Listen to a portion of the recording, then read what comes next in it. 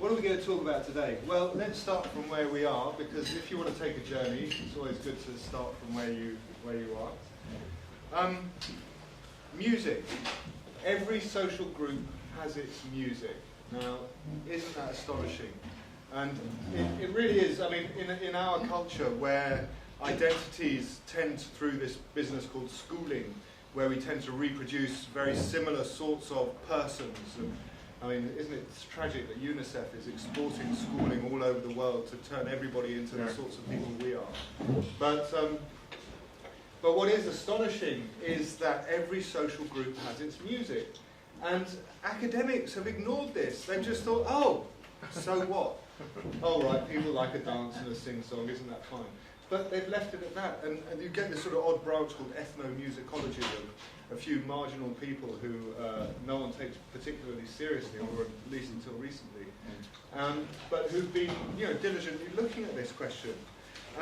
And as we know from our own experience, the sort of music you like actually says something about the sort of person you are. And especially young people, when they meet, one of the first questions one of the early questions people ask each other, well, what bands do you like? What music do you like? And it's a way of understanding the vibe or the feeling that someone is on. Can I interrupt? Sorry. Yeah. Those of you who haven't got chairs, you can get some. Do you mind doing it yourselves? I'm sorry about it. There are downstairs. We go round the other bar on the back. We're allowed to take the chairs and bring them up if you haven't got enough. But there is another chair here already. Somebody. Yeah. There are a few other chairs. One here as well. I want to sit on that one. One here. Well, as I say, they will let you bring up chairs if you want. If you ask them at the bar. Yeah, that's right. Sorry.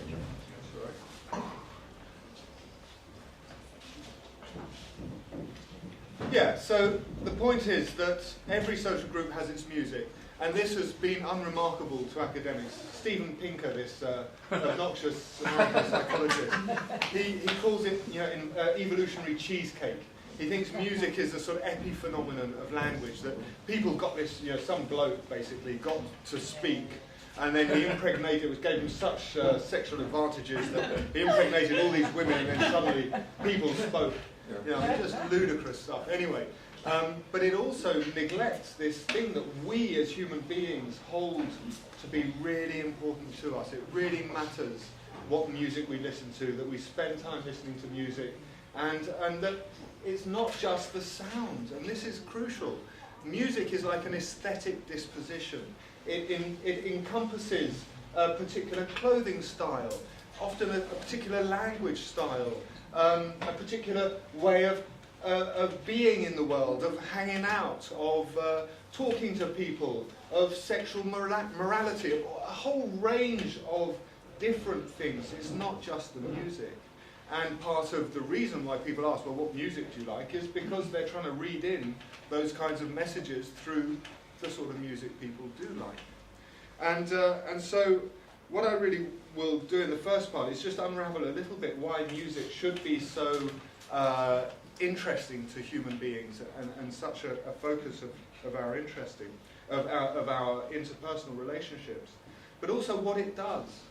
And to think about what music does, we have to step away from the way that most of us meet music these days, which is, I just click a button. I just did it earlier. I clicked a button, and suddenly music, woof, effortless. I just sat there.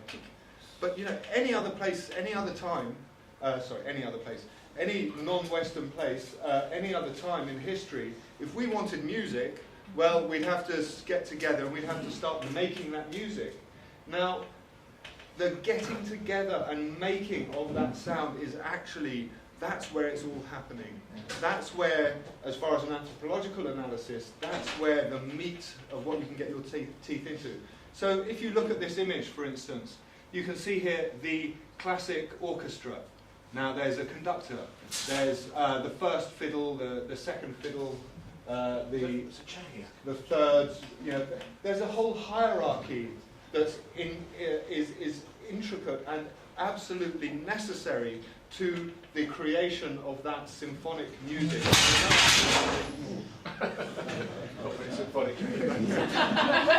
That emerged in the royal courts of 18th, 19th century imperial courts. And it was part of this idea that the emperor, through his careful conducting of the nation, would lead it to produce these beautiful harmonies, these great works of art, these extraordinary things. And the orchestra and the music written for these orchestra, which was all commissioned by these kings, was effectively a metaphor for their ideal of what their hierarchically organised society should do. And this is really quite a standard feature of music, and people have just not really paid much attention to it, but it's astonishing. When you think of a punk band, and the riotous nature of the way people dance to that music. The pogo, this sort of pushing and banging into each other and stuff that goes on. There's a sort of an anarchy in the way the dance move happens. So that music, the response it creates in you, is one which is all part of the punk socio-aesthetic. Reggae, each of these musics has a particular dress style, a particular social aesthetic, a particular way of talking, particular drugs that you consume to get into particular mental states and so on. And so music, if you look beyond the sound, and this is our problem today, is that we're just obsessed with that final product, the sound, which we've managed to commoditize and share in all sorts of very easy ways that lose touch and sight of the actual act of creation. So if you'll accept that, then I'd like to suggest that actually musical instruments aren't something that's separate to music. They are like music's gesture. So just as when you hear music, your body responds to that music, it starts to naturally just entrain to the beat, to the rhythm, and starts responding to that beat and that rhythm. That, in fact, is like language, where you are hearing my words, but at the same time as you're hearing my words, I am gesturing. And the speech that I'm making actually cannot be properly interpreted without seeing my gesture. When you hear a radio and so on, you can sort of get an idea, but it's not the same as when you see someone talking and you read their gestures. And in fact, for most people around the world, when you talk to somebody, you are focused on their gestures, you're looking at their facial expressions, the way their hands are moving and so on.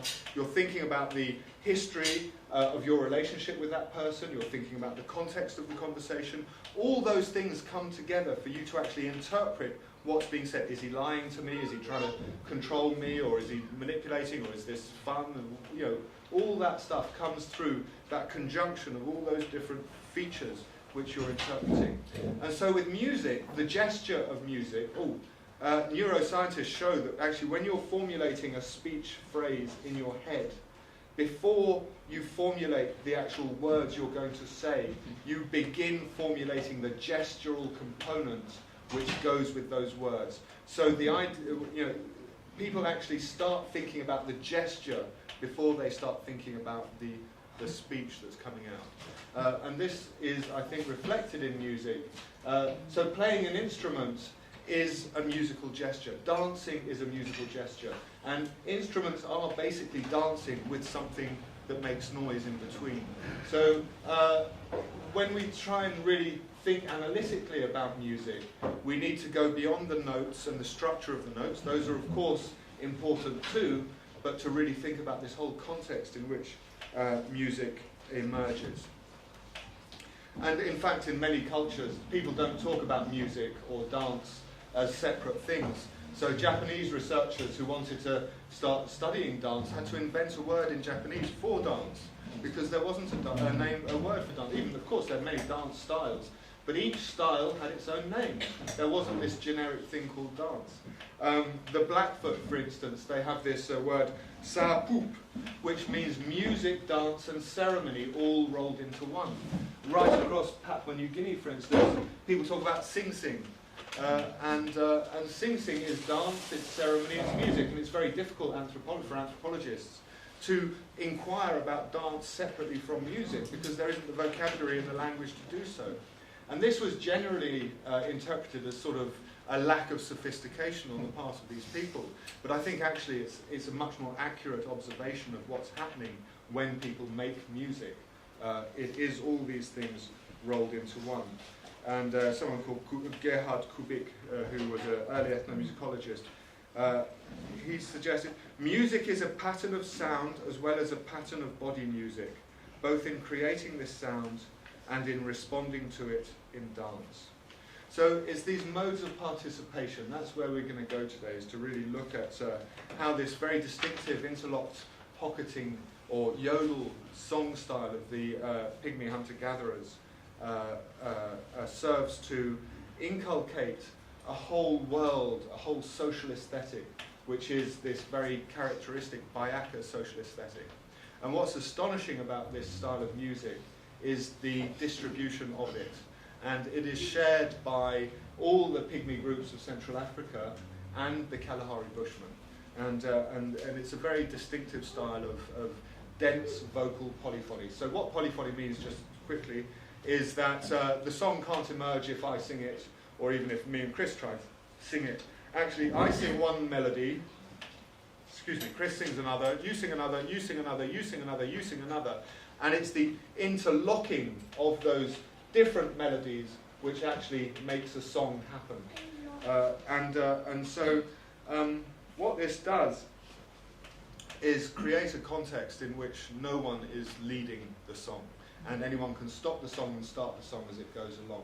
So already you can see, in contrast to the symphony orchestras that we were just thinking about, that there's something quite different going on in terms of political organisation and so on.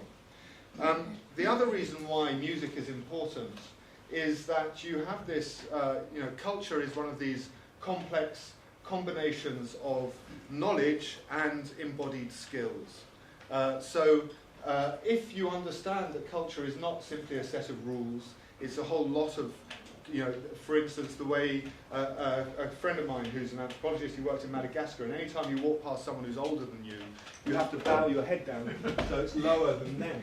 And when he so got this thing inside him that when he came back to the UK, he kept finding himself going down just instinctively when he was walking past older people.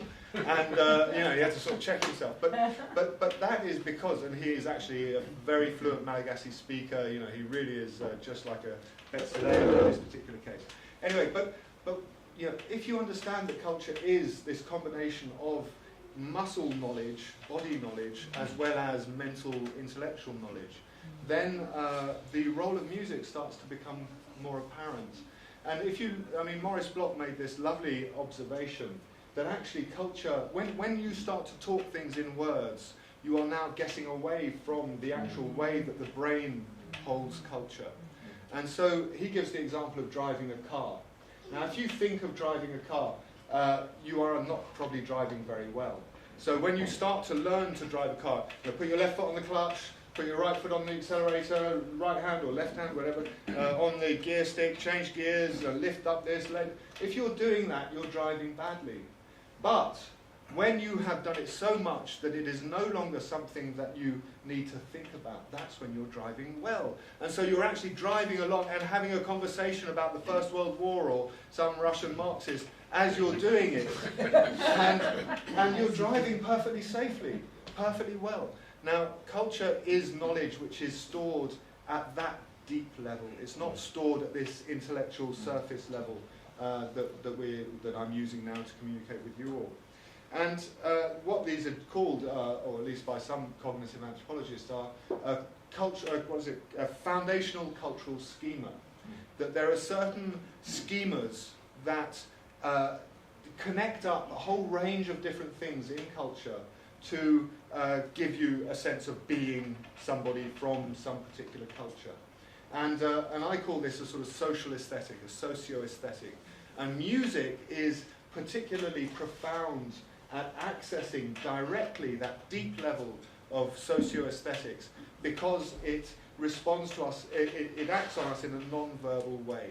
And it's precisely that element of music, that aspect of music, that it speaks to each of us directly to that sort of socio-aesthetic system in our brains, that it is so powerful in representing who we are and why we are so attached to our favourite musics, and why we read so much into the musics that people follow. So with that little background, I want to return you again to this Central African forest.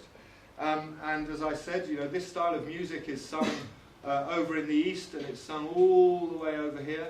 And every group that sings this style of music, the more they sing this particular style, the more forest orientated they are. In reverse, what that means is that the more sedentarized, the more acculturated to farming worlds that they are, the less they sing this particular polyphonic style of music. So there really is a very direct and interesting relationship between the degree to which people are forest hunter-gatherers and the degree to which they sing this music. So I'm going to take you into the forest now briefly, and I want you to just sort of imagine you're in this forest. Now, what I want to really explain through this, and I've got lots of little recordings for you to listen to tonight to try and sort of feel your way through this socio-aesthetic that I'm talking about. So this is a forest. You can see lots of break in the canopy. It's super species diverse, 250 tree species per hectare. What that means is you get not the flat canopy of a beech forest or a teak forest where you get very little penetration, very little undergrowth. Here you have lots of penetration, lots of undergrowth. It's very dense. It's difficult to see this far very often, and you have to use your ears in order to know what's around you.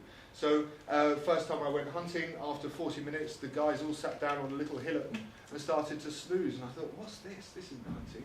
But what they were doing, they were listening, because that was far more effective than just walking around in this dense undergrowth trying to see something, because basically we wouldn't see anything, and it would probably see us or hear us before we saw or heard it. So it's very clear to people living in this environment that sound is super important, and people listen to it all the time.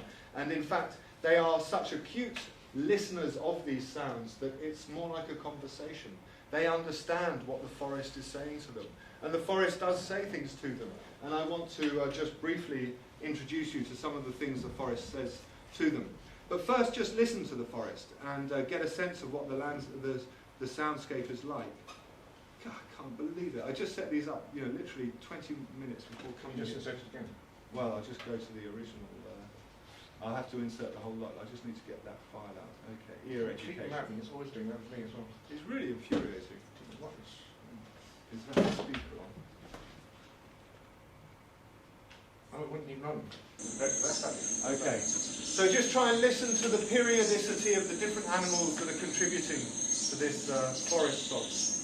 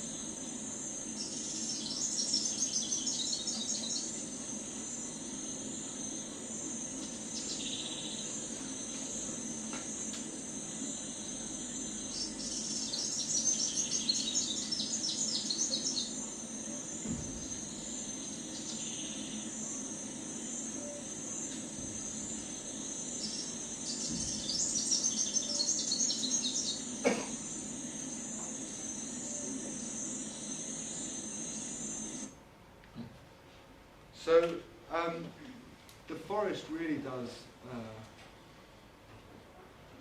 fill you with these sounds. I mean, sometimes it's so loud that you can even block your ears and you can't stop it. It comes into you, your whole brain vibrates.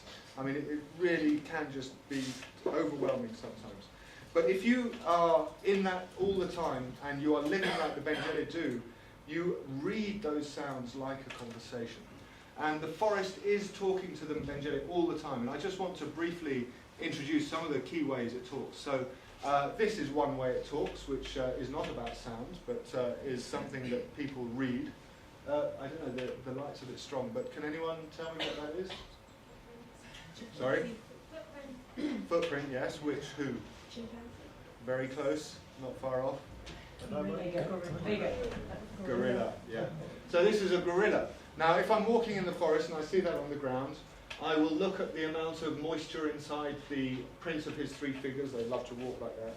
And I will know from the particular climatic conditions and so on how long ago he happened to have passed there. I can tell how old he is. If he had some illness or problem, I can also read that. And I can probably guess where he's gone by knowing what's around in that forest there. Or he's likely to have gone to this fruiting tree. So that is just interesting information that adds texture to my walk. But if I see that, what might I think? If you can see. Sorry. You have a light off there, didn't we? Well, yeah, there you are. Someone goes with the But which cats? Difficult to tell. Leopard, yeah. So if you've got kids, just by the way, if you have children under 4 foot, keep them out of the way of leopards. They are suitable prey. And so if you're a mum walking or a dad walking along with your kids and you see that and you can see that it's fairly recent, well, come on kids, join me, stay around, don't walk far away because there's danger about. So those are obvious ways that signs are left. This is, I think, probably the first writing. If you think of writing as a symbol that is created and then left somewhere for somebody else to read the meaning of, then these leaves are exactly that. This means Yemumbiko, a particular clan, have gone down this path and have made a camp at this place. And for instance, lovers will chew up patterns on these leaves, distinctive patterns, and then leave them on little side trails so their lover can find out where they are and go and catch up with them. So people are, and there are all sorts of other leaf signs and other ways of modifying nature to give signs. But here, I want you to just think about, what are you hearing here? The forest is saying something to you, but what is she saying? It should come up. Why doesn't that work? It should have looking. Go back to where that. Press on it. It will press on it. It should come up now. No, press on the press on the little press on that. Press on that. It's actually playing, but you can't hear it. Oh, it's gone off again. Sorry, guys. Sorry, not very technically. Okay, so you're walking along in the forest, and the forest suddenly says this to you. What is it saying?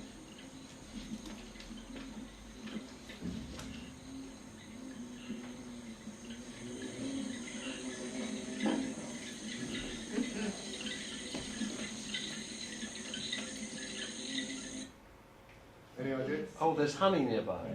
Well, bees, yeah, that was actually a bee buzzing around my mic, but it wasn't. He wasn't the main piece of action. But no, I mean, actually, people do hear bees, and they follow them. Right, they're all flying in that direction. That must be where the hive is, and then keep walking along. And then you look on the ground for the wings of the dead bees, and that's how you know, they're up in that tree. And then you look for the hole to find the hive. But no, there was something else going on there. Any people like to guess? Sorry? Deer. No little deer thing. Deer? No, it wasn't deer. Chimp. Sorry? Chimp. No. Chimps you'd hear. It were frogs, water. Yeah. And if you're walking in the forest and you've just been chasing a pig for 4.5 hours, you're really thirsty, and then suddenly the forest says, "Hey, there's water here. Have a drink." And once you're tuned in like that to the forest, that is how the conversation is experienced. This is a way that people, another one, this is a way that people have found for talking to the forest. And so just have a listen. Where's the person?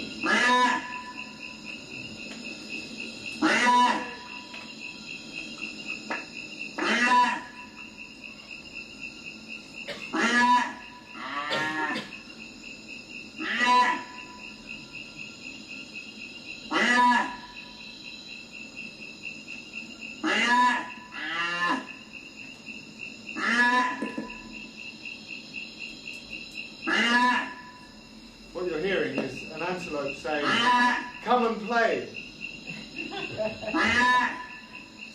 not an antelope.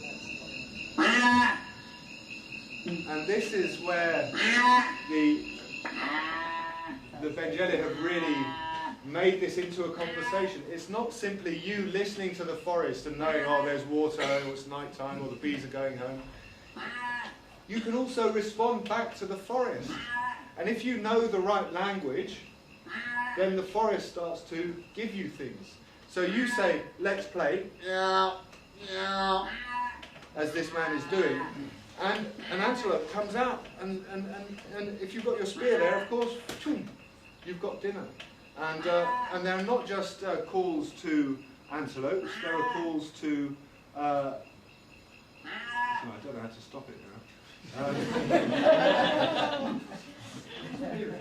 Spirit. Yes.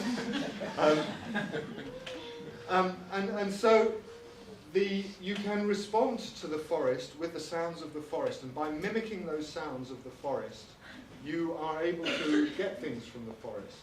And that principle is really important to the Mbendjele in the way that they try and use sound as a means to get stuff that they need. So people, if you visit a Mbendjele camp,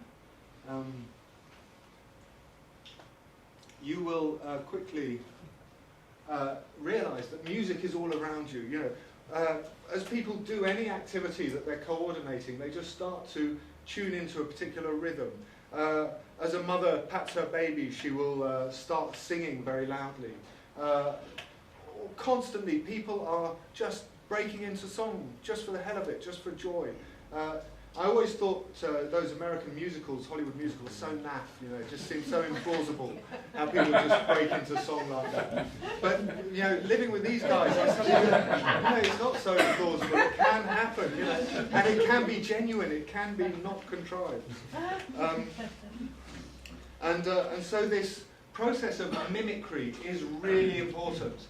And it's important for obvious reasons to get food and things from animals. So there are ways of calling monkeys, buffaloes, pigs, all sorts.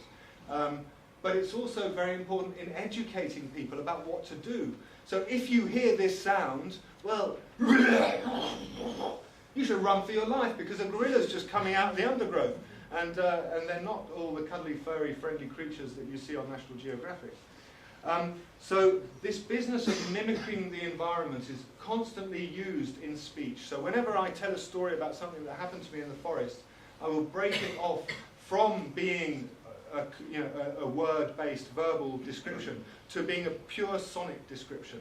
And in order for you to understand what I mean, hopefully my good friend Mungemba, but I will make Mungemba speak anyway, will tell us a little bit more about this.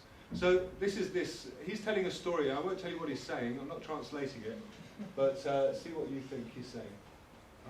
Take it on, Chris. You need to.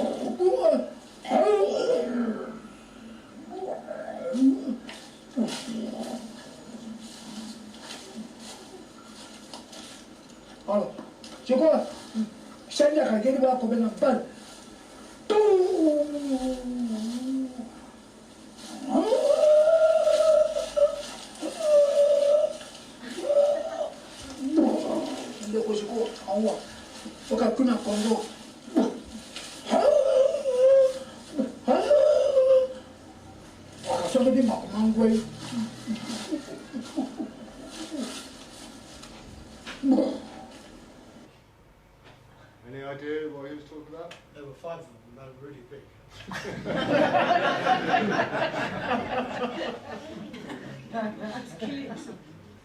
Okay, yeah, killing something. Elephant? Elephant, yeah. So That's pretty big. Yeah, equals 5 people easy. I guess on the Count the trunk. Yeah. Apparently they use their penises to hold themselves up as well. Fifth leg. Anyway, so you know what Mbendjele is illustrating there is an absolutely classic way that Mbendjele talk about stuff, and it really is this combination of this combination of acoustic mimicry, of gesture, of mime, you know, but mimicry really is very, very central to the way that people communicate. And constantly when people are listening to a new language, I hear them trying to mimic the sound of that language. I was once with Greenpeace doing an investigation, and I was with some Mbendjele friends, and they're all English speaking. And this Mbendjele guy, who I knew well, sat down next to me and was going, what's he doing? He's drunk. So I didn't bother talking to him. I talked to his mate. And then we were talking about a really nice old man who died recently, and I wanted to know what had happened. And so I said, so what happened to Isakwala? And suddenly he stopped going, and started talking to me in fine Mbendjele. I thought, what happened? I thought you were drunk. He said, I wasn't drunk. I was speaking English.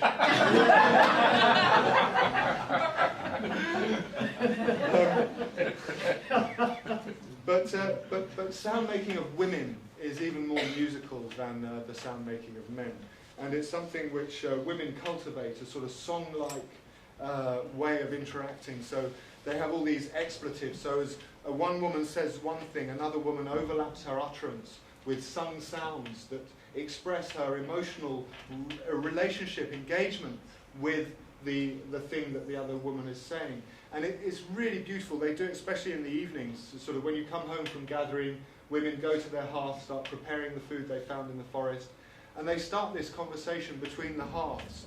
And they stretch all the vowel sounds out.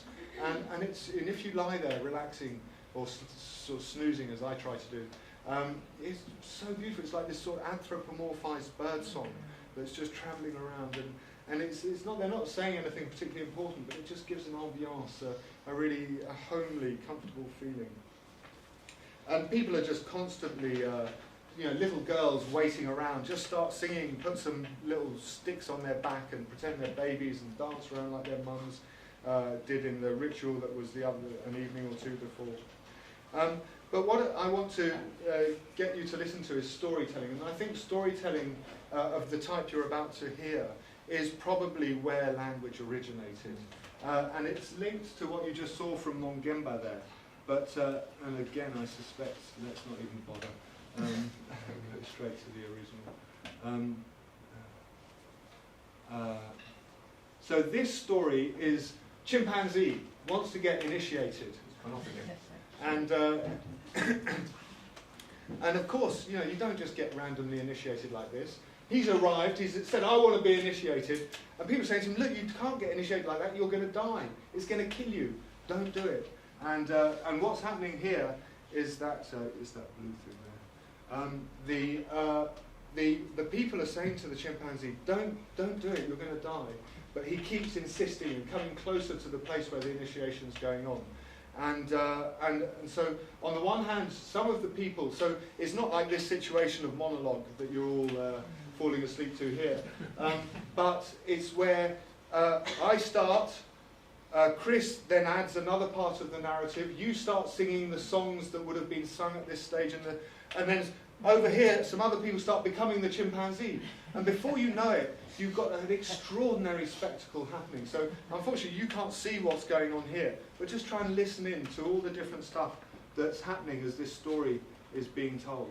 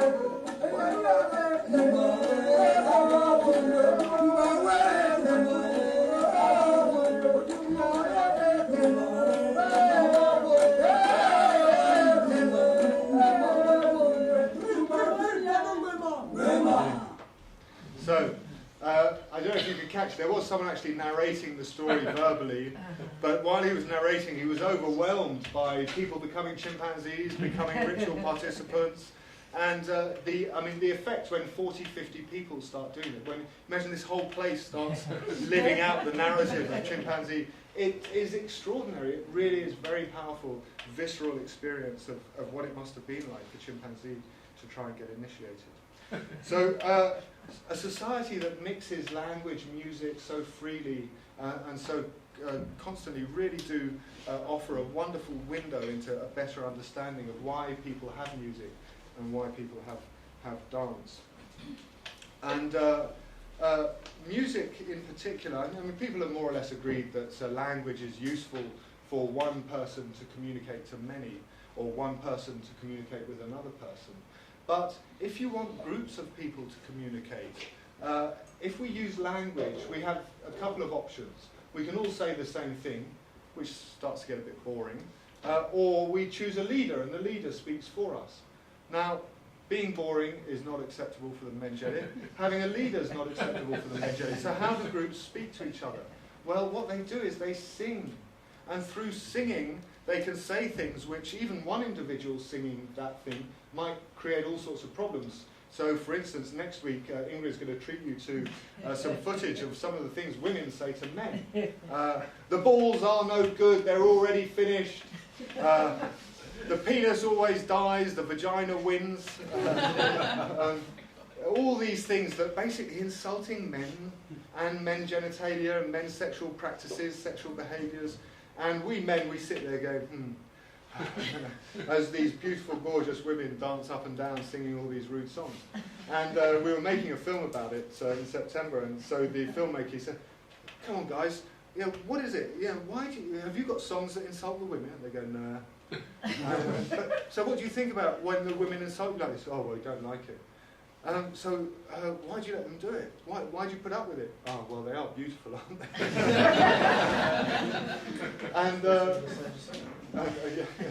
And so what we start to see is that music actually facilitates this group communication in a very powerful way, in a way that language can never do, without leading to hierarchy or cacophony or boredom. And so music can endlessly repeat. The vagina always wins, the penis dies, and it can repeat it and repeat it and repeat it, but it's still interesting. Whereas if you would just constantly repeat that in language, it quickly gets boring. So there's a way that music as group communication enables all sorts of messages to pass. Tensions can be expressed, which you couldn't express verbally because it would cause conflict. And so you can express them through music in very powerful ways. Radcliffe Brown, for instance, he thought that music and dance was what was necessary for orderly social existence, that music and dance were effectively educating and re-educating people constantly to the key values of their society. And Herbert Spencer, there are a whole bunch of people who really look at the role of music and dance and art more generally as something that expresses the highest ideals of a society. And while high might not be the right word, ideals I think really is. And this is where we're going with this talk now. And I'm going to skip over a few things. So, of the more sort of standard musical things that the Mbendjele do, what is particularly noticeable is how skillful they are at doing ritual. They do all, people generally recognise that African people have the best sense of rhythm, the most moving music around.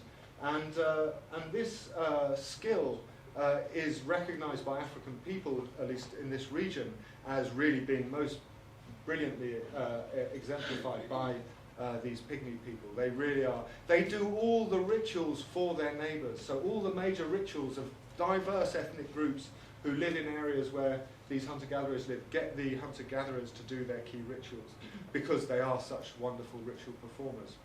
And what's remarkable is this similarity I mentioned earlier between these different hunter-gatherer groups right across the Congo Basin.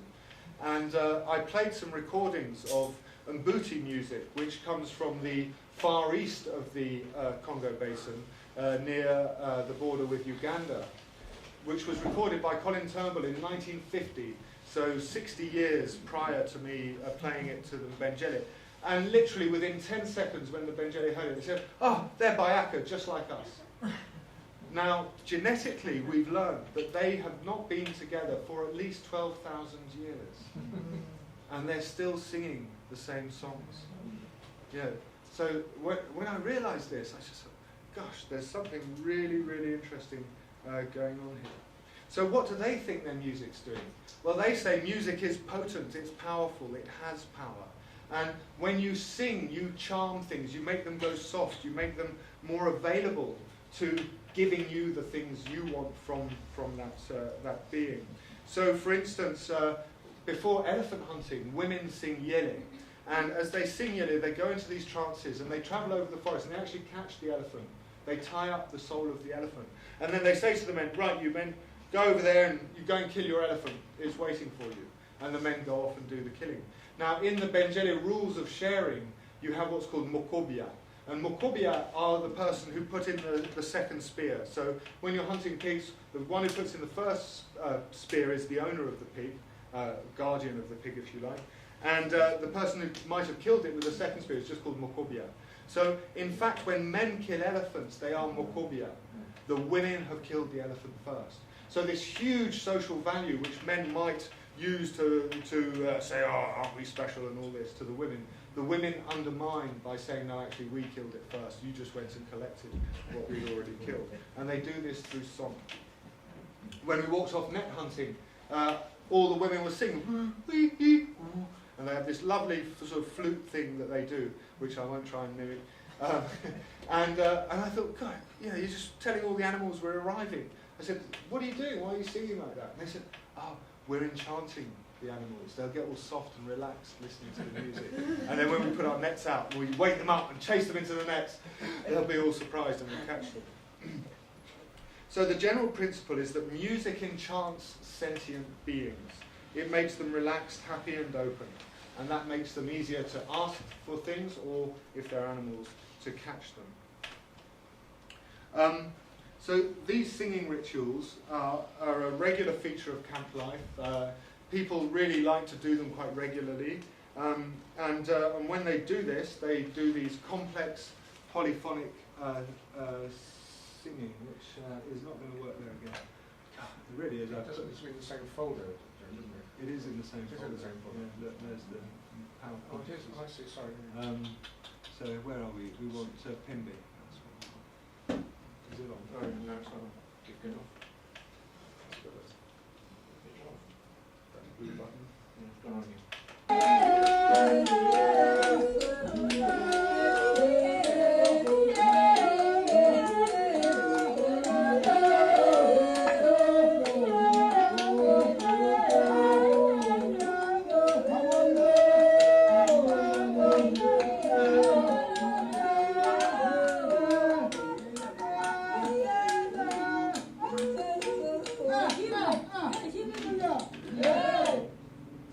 So that's just to give you a flavour of how all these different voices come together to create the song.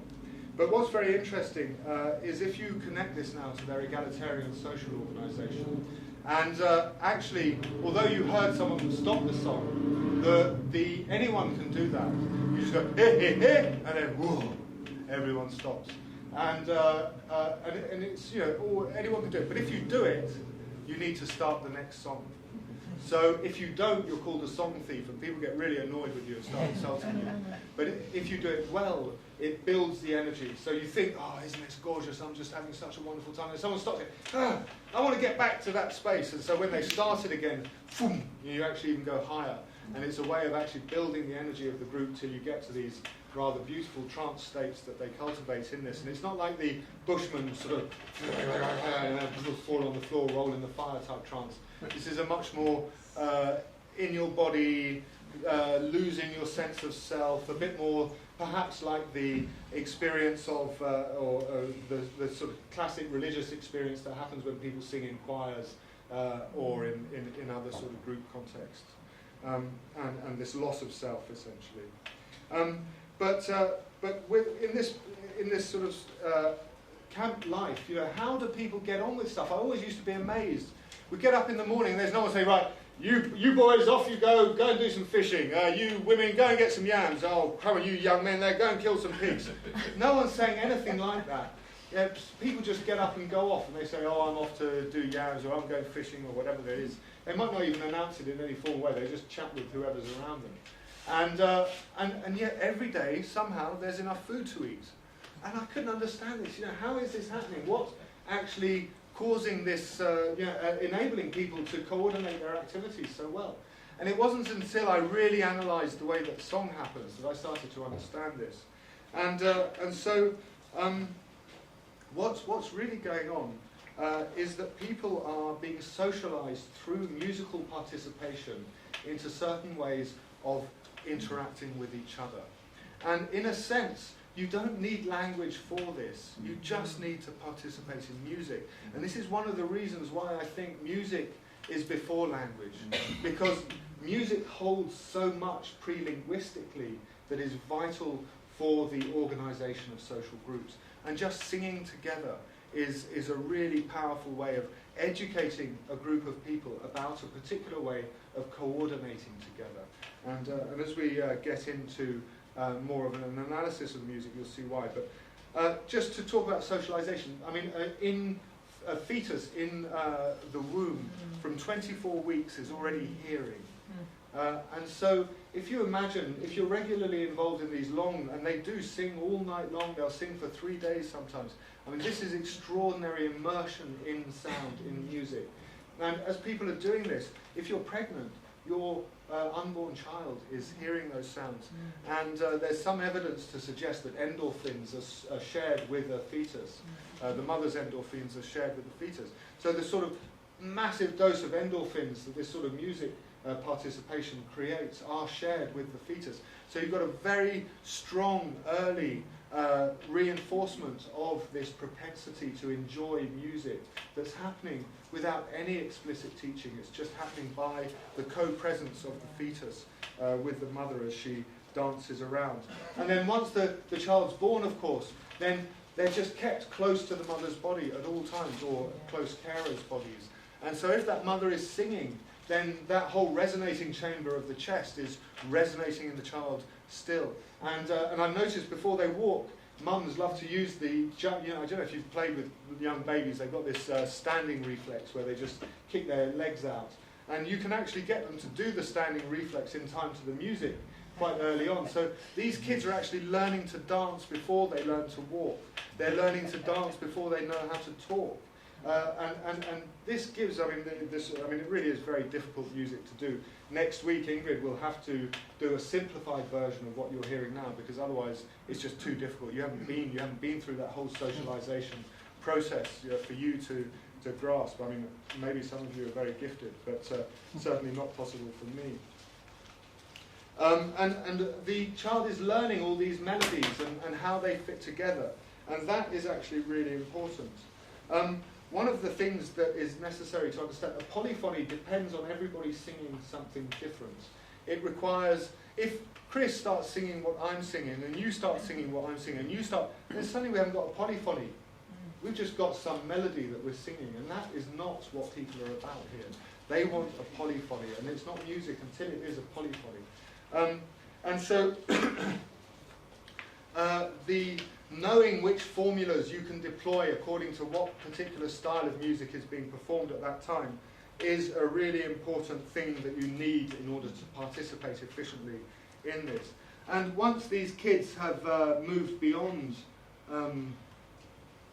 just being danced around by their mums or hanging around with whoever, oh sorry, I meant to have all the mums and the kids. This photograph actually was taken at 10 o'clock in the morning, and they'd started singing at about 7 o'clock in the evening. So we're on sort of hour 14 or hour 15 here. Really quite remarkable energy people have for this. I won't talk so much about the learning. But anyway, this is the key moment where kids really do get into doing these spirit plays themselves. So what happens is there are different types of forest spirits.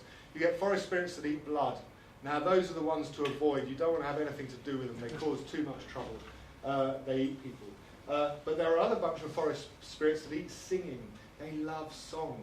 And these are the forest spirits that people call out of the forest and into the camp to bless us, to open the camp so that good things happen, so that we get food to eat and people enjoy each other and get on well. And although it's difficult for you perhaps to tell, but most of these kids are between the age of 3 and 6. And the level of coordination, I mean, it would be difficult for all of us here to achieve that level of coordination. And I have tried it with Westerners, and it's mostly pretty ineffective and disastrous, actually. But occasionally it works. But this is a really important moment, the bolu, this one is called, where children learn this way of combining together. Now notice, the boys are around the spirit, and the girls are enticing the spirit with their sexy dancing and beautiful singing. And the spirit is, or the girls are protected from the spirit by the boys.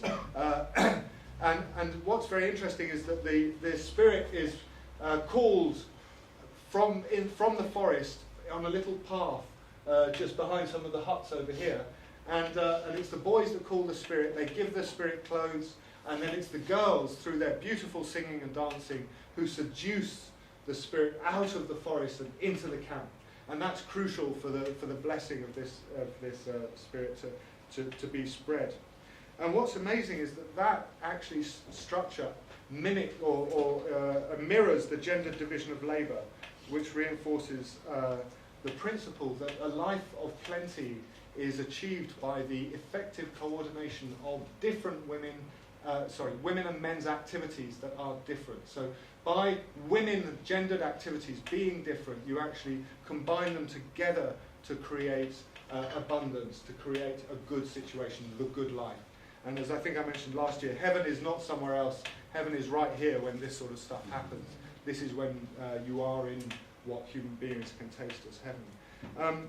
So it's about gendered production, and we return to the themes of Aquila that I talked about last week, which are effectively enacted and embodied through this style of performance and made to happen. So the basic principle for all these performances that men call the spirit out of the forest to this secret path and prepare it to dance. Women entice it out of the secret area and into the human space by their beautiful singing and seductive dancing, so enabling all to enjoy the euphoria that the spirit brings. And they talk about these as economies of euphoria. They are technologies of joy, and that is what people really value. They value these more than they value guns, rifles, or whatever else. There was a chap, he worked for 4 months for a logging company. He spent all his money buying the right to sing a particular song to call a particular spirit out of the forest. Not a gun or lots of clothes and all the other stuff. He wanted the right to sing. So this gendered pattern of interaction is like the productive relations in diverse domains, from making children to eating dinner.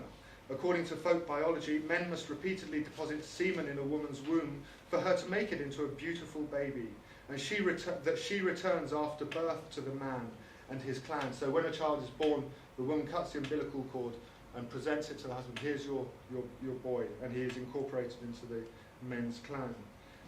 They give him a name. Or the way that raw meat taken from dangerous animals in the forest is brought into the camp and cooked by women, that it can be consumed safely and tastily and grow and sustain the children of the camp. So the principle that is embodied in these activities is that men bring things from the outside to the inside. Women transform the thing once it's inside by making it beautiful and safe for all. So while these children are learning how to sing and dance, they're also learning about a whole regime of gendered production that Bayaka people have found to be very efficient adaptation to the forest. And so music forms people in very particular ways, and there's a whole there are a whole range of these different spirits that are called out, and each spirit creates a particular quality of joy. Bisengo is what people call it. but they do many other things as well. And what this particular spirit does is it reminds men and women of this pact that they made when men and women first created society.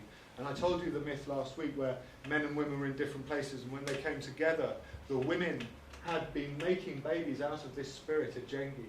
And when the men saw that, they said, no, come to us now, we're going to give you sex for babies, and we'll take control of Mbendjele. So no more of that, thank you very much. We want to live together. And the women agreed, they liked the honey and the meat and thought it was a fair deal. And so society was founded. Now, when Mbendjele dances, especially in the initiation ceremony, people actually return to those gendered groups. You have the women doing their thing and the men doing something else. And when an initiate is taken from the women's group and integrated into this men's group, he cannot eat any women's food. He can't sleep with the women in their hut for 3 or 4 days while he's just staying on the Njanga, the secret path of this spirit, to learn about men's law and men's secrets. And so what happens here is that people connect to their mythical past in a very direct, a very concrete fashion. So your myths of origin aren't some sort of obscure thing that you just, you heard about from grandma. It's something that you have lived in your own body, that you have enacted, you reenact in these moments. And it is astonishing. When Mbendjele dances, women go crazy. They really get horny. It is, it's surprising to me just how erotic this spirit is for women. And he is like a penis. He starts off small, he gets really big, and then he starts spinning round, and as his leaves flow, it really is like the cascading flowing of liquid. And women start to get really horny, and they start grabbing us men and grabbing you in all the sorts of places that men aren't used to being grabbed, and really expressing how they feel towards you. Music really does organise the relations between people. It makes your mythology come to life so that you connect in a very direct way with who you are and where you come from. And of course, as I mentioned earlier, it has this business of enchanting sentient beings that makes them easier to obtain. And Mbendjele used this to get stuff from their neighbours massively. I mean, this whole business of doing the rituals for their neighbours, the stuff they demand from their neighbours. The farmers are always complaining, those Pygmies, they stopped singing much too early, and they finished everything. I spent blah, blah, all this money and bought all this wine and blah, blah, blah. It's all gone, and they've just left me like this now, and all the other Bantus are insulting me. And effectively what's happening is the Bantus compete with each other to see who's the biggest clan, by who can attract the most Pygmies to come and sing in these affairs. And the Pygmies just play them, really purposefully, right, yeah. And they say to the big man, he's sitting there, don't you think I'm so good, I bought you all this alcohol? He said, what do you mean, that's not much? When we danced for so-and-so, he bought us 16 of these, and he gave us all this. Okay, and he goes and gets them. It's a special mode of group communication that allows people to aggregate and identify with similar others, to dramatise and communicate their shared qualities.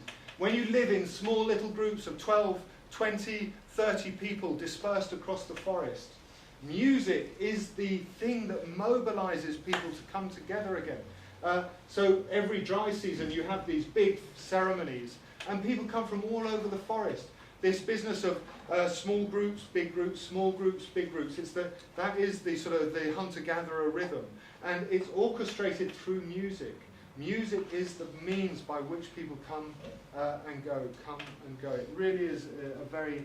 And of course, these are the Ngoku women that next week you will be seeing and hearing a lot more about. So I'll leave that for Ingrid. But it's also a way of educating participants' attention to certain key ways of organising and structuring cooperative activity that extends well beyond the moment of singing. So no one can start or stop, anyone can start or stop the dance. There's no hierarchy. There's no song leader. There might be someone who starts off the song, but then they can just be replaced at any moment by somebody else. So the organisation of the singing group is extraordinarily democratic and egalitarian.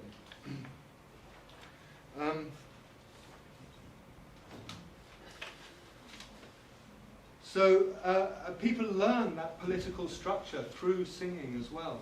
And it really is remarkable the extent to which it's unquestioned that nobody should be a leader, and anyone who claims to be a leader is wrong, because nobody's instructing them. They don't have a word egalitarianism. They don't have a sort of, let's sit down and talk politics. It's just a constant ongoing process in the way people behave towards one another, how they react with one another. And what's very interesting is that the deep structure, knowing when to insert this melody. So I listen to the melodies that are being sung around me, and I choose a different melody in order to make the song. Now that is a profound psychological training. If any of you have done psychology, you'll know this phenomenon called entrainment in social psychology, crowd psychology, understanding music and so on. It's crucial. So when you hear something, the classic one is you get samba bands in Brazil doing these big marches, and so when they're apart they've gone off on their own rhythms, but then when they pass each other they tend to entrain to the same rhythm. And then, it's very difficult to resist that entrainment coming to the same rhythm. What people are being trained here is to resist entrainment by doing this kind of singing. And when I was mentioning this puzzle of how do you organise the hunter-gathering group without anyone to organise it? Well, it's through knowing that if Chris has gone looking for honey and you've gone fishing and you've gone pig hunting, well, then maybe I should go and get some yams. And it's just through this priming, through the music, that just comes to me as being the natural thing to do. I don't need anyone to tell me. Just as you see everyone's going for honey, you will naturally go for pigs. So it's a sort of individualism which isn't this self-absorbed, navel-gazing individualism of the West, where we're all, oh, I'm so special and everyone else is so crappy. This is a sort of individualism which is very, very carefully attuned to all the other individuals and what they are autonomously doing, and is not seeking to pander to somebody by doing the same thing as them, or be what you're doing is rubbish, but is trying to complement what they're doing by doing something different but complementary. And that really is taught through music. Then in hunting and gathering, there's a whole process. It's like an environmental melody. When you see the lines of paths of antelopes, you know, well, look, this is where I need to sit down and go, meow, meow, and call the antelope to me. That's the melody that you do in this situation. Antelopes come to you. And if you get into the business of learning how to hunt and gather, you constantly find yourself learning about these melodic relationships between actions and places. So anyway, very, very interesting how music can teach so much to people who participate in it when it's a music like this. And what's interesting is that the music doesn't dictate what you should do. It just shows you a framework for organising how you might act. And that's really important, and that's what I think has given this music this extraordinary longevity, because it doesn't determine what you must do. It's not like a rule that says, do this. It just says, look, when you feel this or sense this sort of aesthetic quality in a place, this melody, then these are the melodies that you can throw in to do it. So it teaches you a way of approaching situations rather than determining exactly what you do. And I think that that's why it survived over these extraordinary lengths of time. And actually it has survived, if now with the genetic evidence coming out from Africa, we realise that Homo sapiens, people like us, basically originate from southern Africa. And the earliest modern living humans who are closest to that very early group of Homo sapiens are the San Bushmen of southern Africa. And after that, if you go up the genetic tree, it is the Bayaka hunter-gatherers of Central Africa. Both groups sing this dense vocal polyphony. So potentially this style of music goes back over 100,000 years, because genetically we can actually see when the San people and the Pygmy people separated, and it was between 74 and 102,000 years ago. So this musical tradition is so effective, so resilient, that it has echoed up through the ages, right up until now, and we're still able to hear it. Now, as Chris keeps looking at his watch, I will... 15 minutes. 15 minutes. I think it should just be possible. So, in talking about music as foundational cultural schema, I hope you've got a sense. I mean, I've had to skip through a lot, and you're most encouraged to look at this wonderful book that Chris Irons and a guy called Dan Dorr edited, called The Social Origins of Language, where we get into the details of all this much more. But musical structures actually seem to be crucial to the organisation of these foundational cultural schema. They cross-cut whole series of areas of cultural behaviour. They organise it through these structures rather than through rules or like you must do this in this particular way. So they give you a sort of an orientation rather than a given direction. And this, I think, is really quite remarkable. So now, if we get into this sort of really old story, the really old story is that human beings don't have big canine teeth. I don't have big claws which I can grab some poor zebra with like a lion. Actually, my body is very inefficient as a hunting body. It's a scavenging body, and it's one I'm good at getting into soft things. I'm not good at getting into hard things with the way my body is. And some of you may be familiar with Witten and Erdl's idea of the human socio-cognitive niche, that there are a set of key phenomena, including egalitarianism, which we need to understand as a sort of socio-cognitive niche, which enabled this huge leap from, who knows, huge, this incremental leap from other primate socialities to what we call modern, cognitively modern humans. And what's very interesting is that my friends are expert elephant hunters, and they hunt elephants with spears. So these three men, for instance, have all hunted elephants by themselves with a spear. I don't know if you can imagine the extraordinary courage, skill, almost reckless courage that is required to do something like that. I mean, my reaction on hearing an elephant rustling past me in the forest is, where can I run to? Where can I hide? God, I hope he doesn't see me or she see me. Whereas what they think is, no, right, you and me, it's on! And then poof, off they go. And it is remarkable. It really is. I mean, I've seen them before they go. And I thought this is a little treat, and sorry, Chris, if you can allow me a couple of 1 minute extra. Right. This is never heard before outside the forest. Right. And this is the music of the elephant hunters, and they never perform this in front of the women. If you're a woman, you might just hear it. No, you won't see anything. You might just hear it coming out from the forest if you're a woman. Anyway, they sung some. This is the last initiation I need to do. This initiation is one which leads you to becoming invisible, which is a very high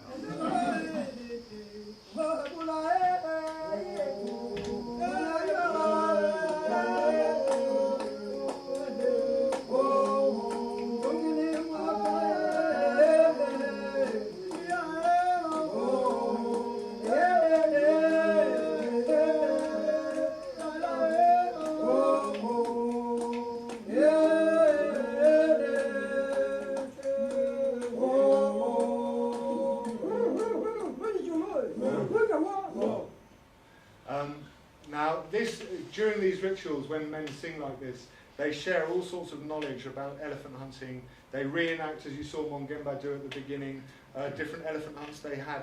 And it becomes the space par excellence for learning how to kill elephants, the different ways to approach them, the different ways to do it safely, cleanly, and there are various techniques for doing this. And actually, it's a paper I've got to write. Is before all these guys die, I must try and collect all their information about how all the different techniques for spear hunting elephants. Just because for archaeologists, this is really, really interesting information. But anyway, doing this singing together, what does it do? It connects you with other people. Those men now have a knowledge of each other, which goes beyond the sort of knowledge you can gain just by hanging out together as we are now. arm in arm, singing up and down, feeling the way that Chris moves, the way that he responds to certain things, or whoever it is I'm dancing with, allows me, when we're actually in the presence of that elephant, and I can't see you anymore, and it's too dangerous to make any noise, I can just feel, sense in a sort of kinesthetic way what Chris is likely to do. As I see the elephant move, and I know, because he's just given a little bird call over there, that he's over there, I know that, all right, Chris he won't want to go for that, he's going to move behind the tree. And so it's probably Andy or whoever it is over there. He's reckless, he's a bit mad, he's going to go straight for it now. So that means the elephant's going to come my way. All right, I get ready. And that kind of instinctive knowledge of other people, soldiers, all that marching in line, that's what it's about. What a bore. It's much more fun doing this kind of stuff. But it's that same principle which is enacted. Soldiers who've marched together endlessly, endlessly, endlessly. They say it, we have a connection with each other as a group of men. We know each other like it's something very visceral. Anyway, so the reason why I raise that is this fundamental problem. So on the one hand, human beings are, and apologies for pinching your slide, Chris. Human beings have this very unusual thing that we were heavily hunted. I mean, here we are, these soft little things wandering on the savannas or wherever we were, and there were all these fearsome saber-toothed tigers, leopards, and all these other things roaming around. We were just these little scavengers trying to find corpses and things to scavenge from. And these sabres were eating us. And you look at Heidelbergensis, there are a whole bunch in Boxgrove in the UK here. And many, I can't remember what the proportion is, but a large proportion of the bones of these Heidelbergensis have got these guys' teeth marks in them. They were munched. They weren't just. Talking about the last bit of that line there, so it's basically saying hominids are represented little more than a highly nutritious, nicely compact, very vulnerable meal. Okay, well, somehow it's come out. Thank you, Chris, for putting in the details. So imagine, creatures as smart as we are, shifting from being 1 minute the predator, you're out there hunting, to next minute you're being hunted. And one thing for the animals that are really frequently hunted, I always thought was a blessing. They have such tiny brains, so they can't really get into that whole business of being hunted. And it is terrifying to be hunted, as everyone who watches horror films knows. And it's something that we are, culturally obsessed with, and it's precisely because of this very early evolutionary knowledge. You're not looking anymore. No, I'm not looking for much. Good. Giving up. And this swapping over from being predator to being prey is something very interesting. And Chris and I thought about this quite a lot, and we realised that actually there's a much broader principle going on whereby things that human groups have developed to work with outsiders can get redeployed inside the group and take on a whole new meaning. And this is where our theory of the evolution of language is built upon. I was just going to show you some of the disguised communication techniques. So if we're in the presence of animals, we don't speak about them openly. We have a whole sign language. I'm sorry you can't read the text very well. But basically, that's pig. That's buffalo. This is sumbu, chimpanzee. This is gorilla, thick eyebrows, and so on. All the animals have their different sign, and when we're in the presence of them, we just use the sign language and bird calls in order to say what's going on to each other. And so, where was I going with that? Yeah, the next slide. And so then what we also do is this mimicry of the animal calls in order to get the animals to come to us. And you can imagine that those very early hunters, when you think to Mbendjele's presentation of his elephant hunt, who were mimicking animals in order to get them to come closer, who were using animal calls to communicate with each other, this vocal dexterity that they needed to do that, this ability to mimic, would have allowed them potentially, if they reversed that when they came back to camp, to tell the women what just happened. You do what Mbendjele did, all the motions, the mimicry of the movements of the elephant, the sounds of the elephant, and you tell them how Bill got killed and trampled while we were out there, and sorry we haven't brought him home because he's no longer with us. And you can share the drama, the action, the story with the people by redeploying within the group those particular sounds. So I was going to give you some examples of different calls, monkeys and so on. We have a whole bunch of calls to call them and get them to come closer. So, and this is what they do with Bantu languages. People say, oh, Pygmies don't have their own language. They speak pre-Babel languages. They have no limits on what language, anything that serves to communicate. Like that guy, you know, I'm speaking English. Well, they'll go into the Bantu villages and they just ape the way the Bantus speak, and eventually they'll get the Bantus to understand they want cigarettes or whatever it is they're after that they can't get in the forest. And so this business of using mimicry in order to catch things is really common. Hunters all over the world use it. Just this summer, I learned how to call fish. Can't believe it, it works. You know. Do you want to know how to call fish? Yeah, go on. Do that underwater, and you'd be amazed. Yeah, you didn't realise they were there, but they all come out. You know, it's amazing. But it really is remarkable. Right across the world, every continent where people hunt a lot, they have this. And you know, obviously now elk calls, bear calls, deer calls, moose calls. You know, you can just buy them on the internet galore. Duck calls and so on. It's something very familiar to ladies. So what I'm arguing here is that their gendered mimicry is at the heart of the origin of language.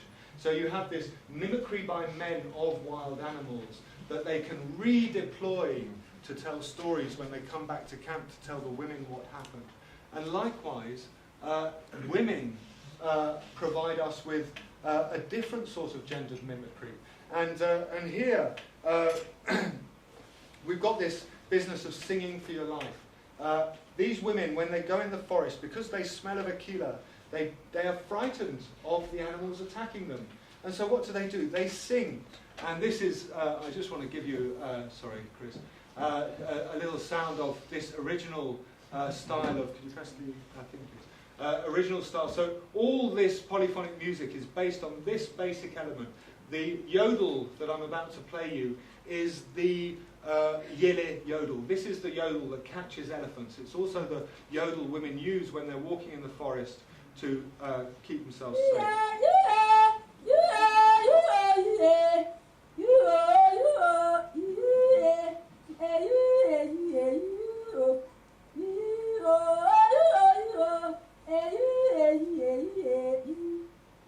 So what she's doing is she's got a chest voice, head voice, chest voice, head voice, chest voice, head voice.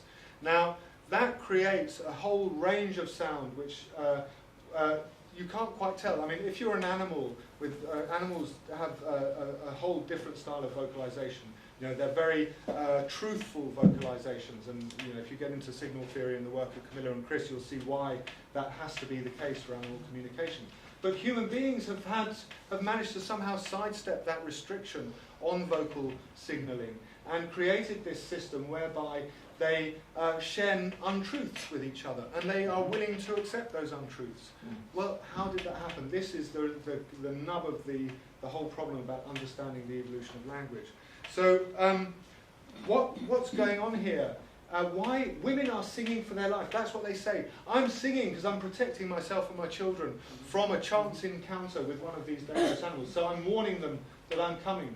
And lions, or lionesses to be more precise, when they hear or see another group of lions and lionesses coming towards them, they will begin roaring in chorus. And they do it in a particular way, and this Chris has done this work, to show, to disguise the actual number of lions that are in the group. So they chorus in such a fashion that it's difficult to disentangle the individual singers. Now, just listen to that yodel, and then if you think back to the polyphonies when they're all combined, it really is difficult to disentangle how many people were singing. I don't know if you could work out, the one I played you just last, that was, sorry, not the one of the men, but the one with women in it. That was like 6 people singing. But if you listen to it, you could think it's 10 or 12 or more. You wouldn't know that. And this is actually why singing for your life really does matter. So what these women were probably doing in the past, where they were being hunted by these, how would you find comfort when you know there's this rascal saber-toothed tiger prowling around your camp? Well, you would find comfort through clumping your bodies together and then joining your voices in this wonderful chorus. And you've got to remember that for predators, being wounded is far more serious than it is for herbivores or herd animals, because a predator depends on all their paws and claws and teeth all working well in order to get the kill, and it's difficult to kill things, it's not easy. And a wound in the leg or something could be devastating. It could mean that you're not fast enough to catch those animals that you're after. So predators are actually very sensitive to being hurt. Just as when a wasp, what's a wasp? You just squash it, kill it, but it will still hurt you. You see people get into all sorts of panics over a wasp. But for predators, that is you just avoid being hurt because it just cripples your chances of being successful. So actually, when a saber-toothed tiger is hearing this, is it 4 people? Is it 10 people? Is it 12 people? I think I'm going to go for something easier. Yeah, exactly. And this is the game that's going on. And vocal dexterity, the sort of vocal dexterity that's required to do this, I think is something which women developed particularly as a means of protecting themselves from these predators in these very open environments that human evolution evolved in. And even in these closed environments. I mean, we've been in places where we've been followed by leopards, and the women insist on singing all night. They won't stop. They just sing. And it makes them feel better. It makes them feel less stressed, knowing that... Especially when it's dark, isn't it? Oh, yeah, especially when it's dark, There's no of course. moon. Yeah. And that's the special time to sing, but we don't have time to go there. You have to speak yeah. So what's happening with that singing is that, in effect, what's going on is women are vocally mobbing the predator. Yeah, your chimpanzee's laughter is about vocally is a way that female chimpanzees will vocally mob dominant males who are behaving in mischievous ways. And what the women are doing is vocally mobbing. You can imagine, and here we lock into what Chris and Camilla's theory about the sex strike and menstruation, that one of the very effective ways of reversing that mobbing of the dangerous predator and turning it, well, what if you get some predatory sexual male who's just out to have sex with you, regardless of whether you want it or not?